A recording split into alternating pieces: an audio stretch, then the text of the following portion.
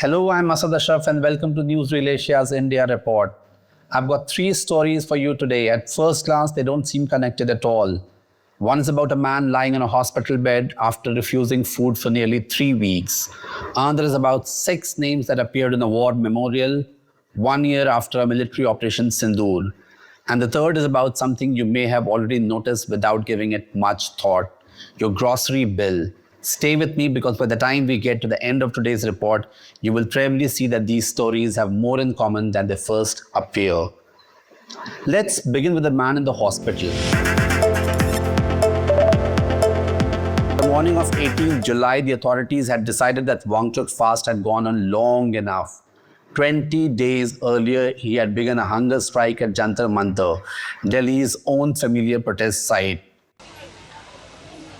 जो नीट की परीक्षाओं में 20 बच्चों ने आत्महत्याएं की हैं या शिक्षा प्रणाली में सुधार की जो ज़रूरत है, उसके लिए सब सरकार से जवाबदेही मांगने के लिए, वैसे ही 20 जुलाई को हमने आवाज़ दी है कि हम संसद तक चलेंगे, अपने सांसदों से लोकतंत्र के इस मंदिर में गुहार लगाने कि वो सुधार लाएं। हम कोई तख्ता पलट नहीं चाहते, हम तो अपील करेंगे कि इसी सरकार में सुशासन आए, गुड गवर्नेंस आए, जिम्मेदारियां ली जाएं, ताकि आपके बच्चे जब बड़े हों उन पर ये ना बीते। तो हमें उम्मीद है आप और कुछ नहीं तो इस आवाज़ को फैलाने में मदद करेंगे और जुड़े रहेंगे हमारे साथ। What started as a support for a student-led campaign had led into one of the biggest demonstrations in the capital recently. Police removed the 59-year-old activist from the protest site and took him to Safdarjung Hospital.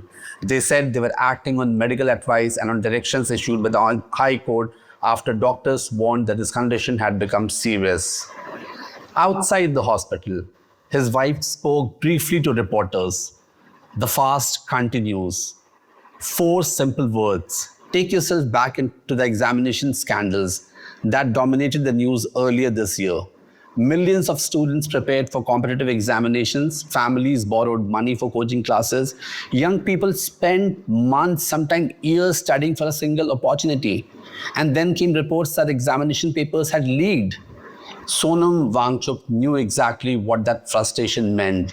Long before this hunger strike, he had spent decades working on education in Ladakh. So when he sat down at Jantar Mantar, many supporters felt he was standing up for something he had devoted his life's work to. By the 20th day, he had lost more than 9 kilograms. Standing before supporters, he admitted that his body had become weaker. At the same time, he told them that his resolve had only grown stronger. The crowd applauded. Political leaders from the opposition reacted differently. Akhilesh Yadav appealed to him to end the fast. Congress leaders also visited him and urged him to reconsider. Wangchuk thanked them, then he carried on. अगर मैं खाना खा भी लूं, तोड़ भी दूं अनशन, तो क्या बदलेगा? क्या संदेश जाएगा सरकार को कि कोई जवाबदेही की ज़रूरत नहीं है, लोग खुद चले जाते हैं? इससे क्या हम कुछ बदलाव ला पाएंगे? और आपको मेरी एक जान की फिक्र है, उन 20 जानों का क्या, मासूमों के जिन्होंने आत्महत्याएं की, और उन 40-80 का क्या जो अगले सालों में करेंगे और बहुत आपके घर से होंगे? तो मेरी जान या मेरी सेहत इतनी भी बड़ी चीज़ नहीं है, ये मैं आपको बताऊं। मगर आप लोगों के इन संदेशों का कद्र करते हुए बड़े बड़े बुजुर्ग नेतागण यहाँ आकर कुछ प्यार से कुछ गुस्से से मुझे कह रहे हैं, इसका इज्जत करते हुए मैंने एक मध्यम मार्ग निकाला है, वो है 20 जुलाई का। हमारे देश की लोकतंत्र की मंदिर है हमारा संसद, जहाँ नियम नीतियाँ बनती हैं।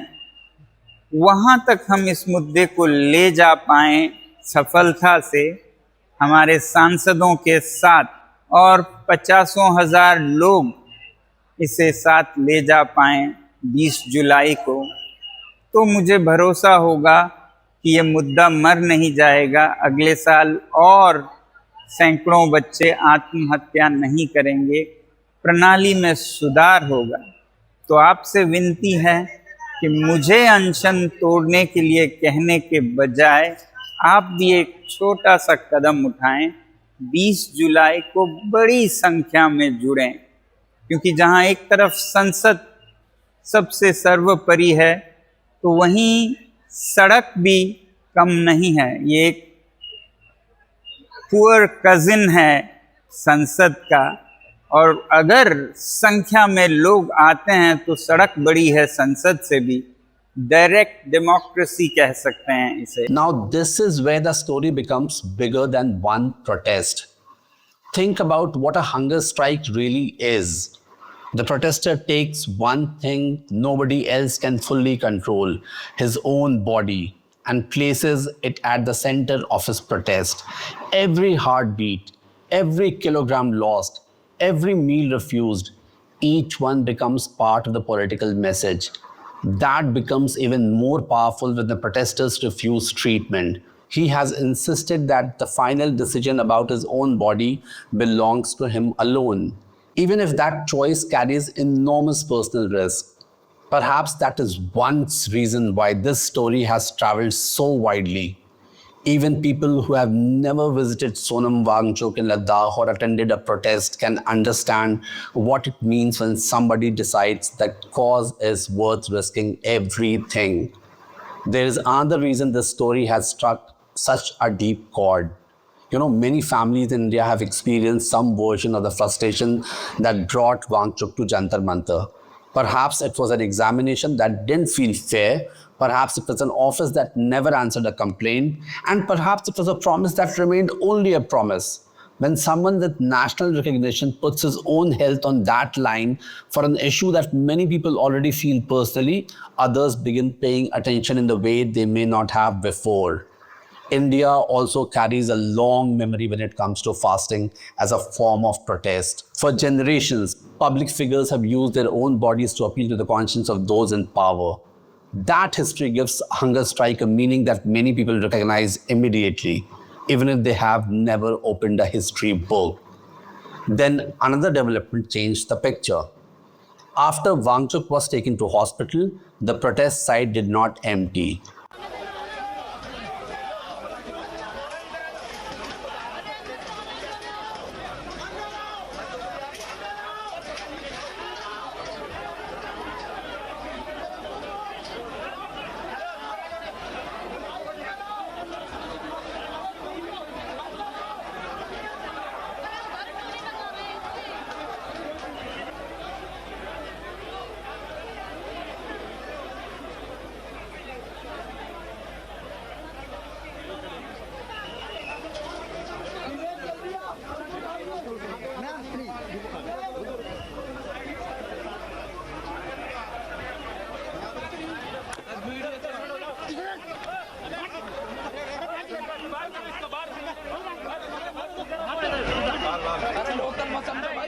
Abhijit Deepke continued the fast at Jantar Mantar, or rather he announced to be on an indefinite hunger strike thereafter. Then Sunday arrived. The crowd became much larger. Hundreds more people joined the gathering.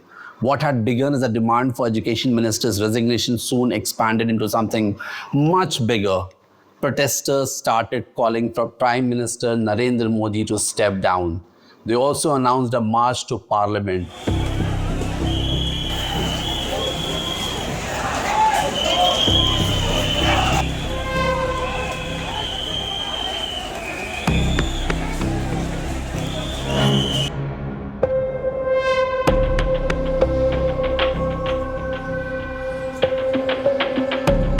Sonam sir के wife के बाल खींचकर घसीट कर लेकर जा रही है पुलिस उन्हें।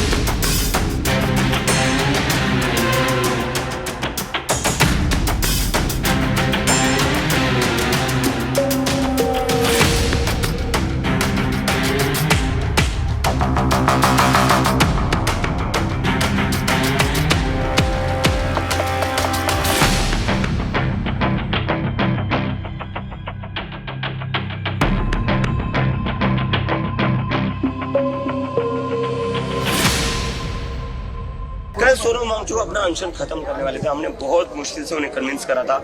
कल उनके अनशन का 23वां दिन था। बड़ी मुश्किल से हमने उनको कन्विंस किया था अपना अनशन तोड़ने के लिए। हमने कहा था सर कल प्लीज अपना अनशन तोड़ दीजिए, हम आपकी जान और धोखे में नहीं डाल सकते। Your life is too much too valuable for this country. वो कहीं ना कहीं जाकर मान गए थे, लेकिन कल की ब्रूटैलिटी देखकर, पुलिस की ब्रूटैलिटी देखकर सोनम सर ने अपना अनशन जारी रखा है। उन्होंने अनाउंस किया कि वो अपना अनशन पीछे नहीं लेंगे, and this is very serious. That conversation could eventually return to the courts, and if it does, it may raise difficult questions about personal liberty, medical ethics, and the limits of state authority. We will continue following every development. Now, while Parliament prepares for another storm outside its gates, something inside Parliament has also returned to the headlines. And that brings us to our second story today. Let me ask you a question. If 6 soldiers lost their lives during a military operation, when should the country be told? That question sits at the center of the second story. You have probably seen photographs of 6 newly engraved names to the National War Memorial in Delhi. At first glance, it looks like a routine ceremony. But those 6 names have reopened a political argument that many people believed had ended a year ago. Let's go back a bit. Last July, Defense Minister Rajnath Singh stood up in Lok Sabha after Operation Sindoor, India's military response following the Pahalgam terror attack. Opposition MPs wanted answers. They wanted to know whether India had suffered any losses during the operation. Questions were raised about reports claiming that Indian fighter aircraft had been shot down. Rajnath Singh replied firmly.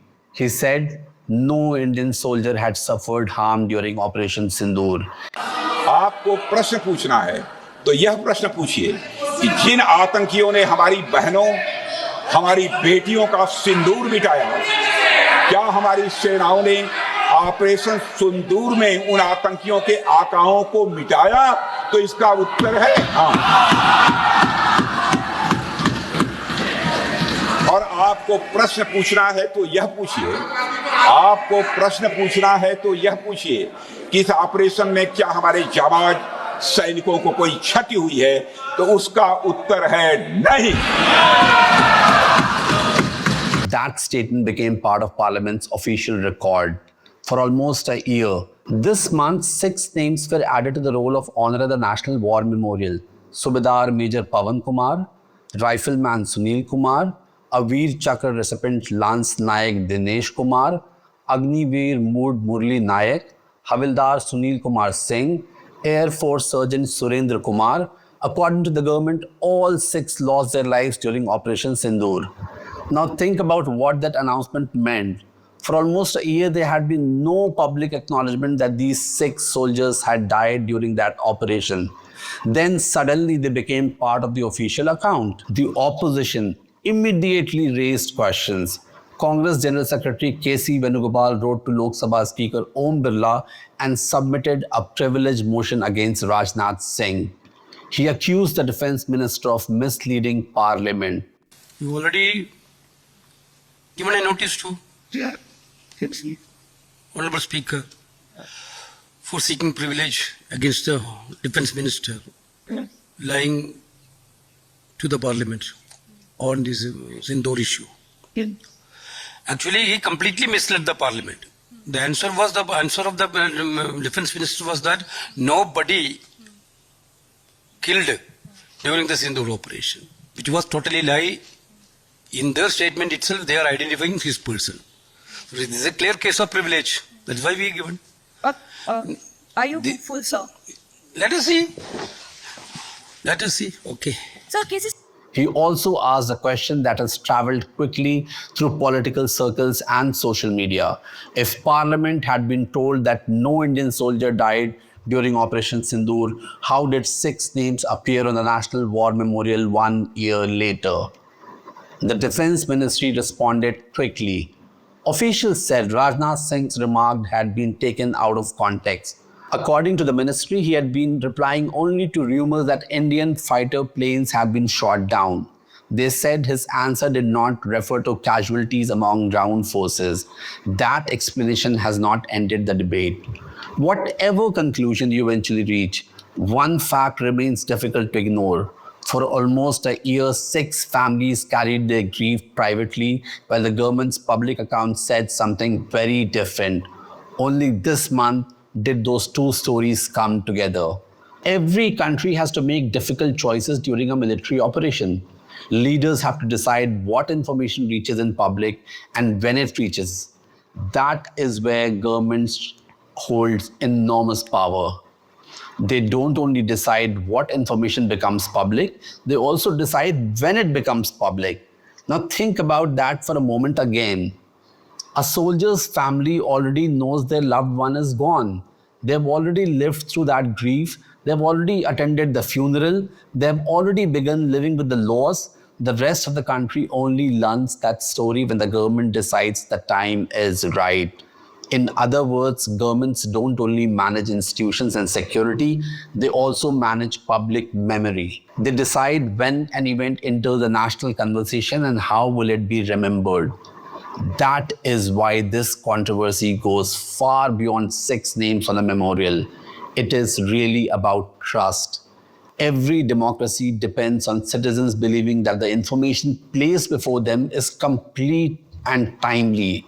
When important facts arrive months later, people naturally begin asking whether they received the full picture the first time. Most of us never witness a military operation ourselves. We understand those events through official statements, parliamentary debates, and media reports. That is why this debate matters even if nobody in your family serves in the armed forces. It asks a simple question: who decides when the truth reaches the public? And should that decision belong entirely to those in power? Those are the questions Parliament may now have to answer. There is another reason this issue matters. Parliament exists so elected representatives can question ministers on behalf of the people.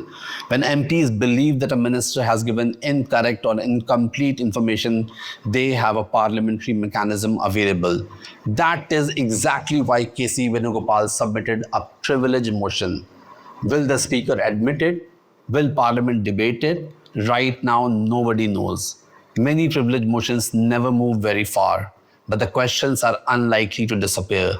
The monsoon session has just begun, and this issue may continue returning to the House in the days ahead. Have you walked into a market recently and felt that you spent more money than expected, even though you bought almost the same things as last time? If your answer is yes, you're not imagining it. Retail inflation in India has moved above the Reserve Bank of India's target for the first time in 17 months. Now, I know the word inflation sounds like something economists discuss on television, but inflation isn't really about numbers on a chart. It is about the amount of money left in your pocket after you have paid for the things your family needs. Retail inflation rose to 4.38% in June. A month earlier, it stood at 3.93%. The Reserve Bank aims to keep it around 4%. So this is the first time in almost a year and a half that inflation has moved above that mark. On paper, that increase looked very dramatic. But everyday life doesn't happen on paper. It happens at the vegetable shop, at the petrol pump, and in your own kitchen. Look at some of the numbers. Food inflation climbed to 5.32%. Tomato prices went up by nearly 32%. Ginger became more than 50% costlier. Transport also became more expensive after fuel prices increased, partly because tensions between the United States and Iran pushed global oil prices higher. Wholesale inflation also climbed to 9.87%, driven by higher prices of fuel, food, and metals. The same inflation rate does not affect everyone in the same way. Imagine two families. The first family earns a comfortable income. They save regularly. Food takes up only a small part of their monthly budget. The second family earns just enough to get through the month. Most of their income goes towards food, transport, rent, and school fees. Very little is left after that. Now, prices go up for both families. The percentage is likely the same, but the experience is completely different. The first family may postpone eating out once or twice in a month. The second family may have to stop buying certain vegetables altogether. That is why inflation feels very differently depending on where you stand in society. People with fewer resources carry much heavier burden even though everyone faces the same increase in price. Suppose inflation keeps rising. The Reserve Bank has one important tool. It can raise interest rates. When loan becomes more expensive, people and businesses borrow less money. Spending slowdowns. As demand cools, prices may also begin coming down. That sounds sensible, but there is a cost. If interest rates go up, home loan EMIs may also go up. Car loan becomes more expensive. Business loans become more expensive. A shopkeeper planning to expand may postpone those plans. A young couple paying a home loan may suddenly find that their monthly installments has increased.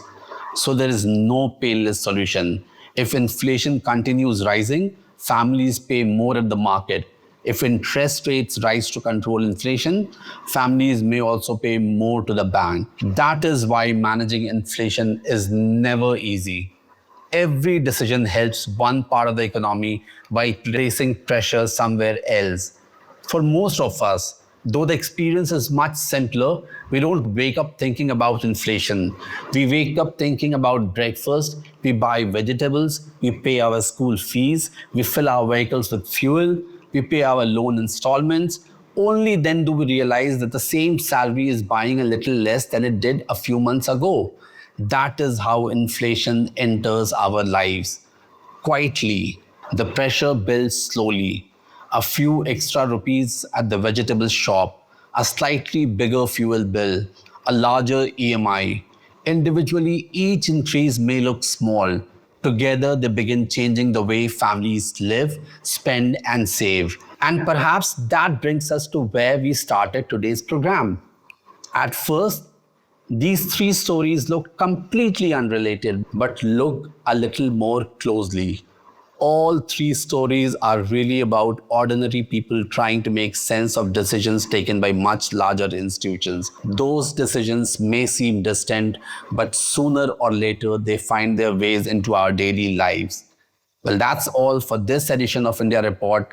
I am Asad Ashraf. Thank you for watching. I'll see you again next week.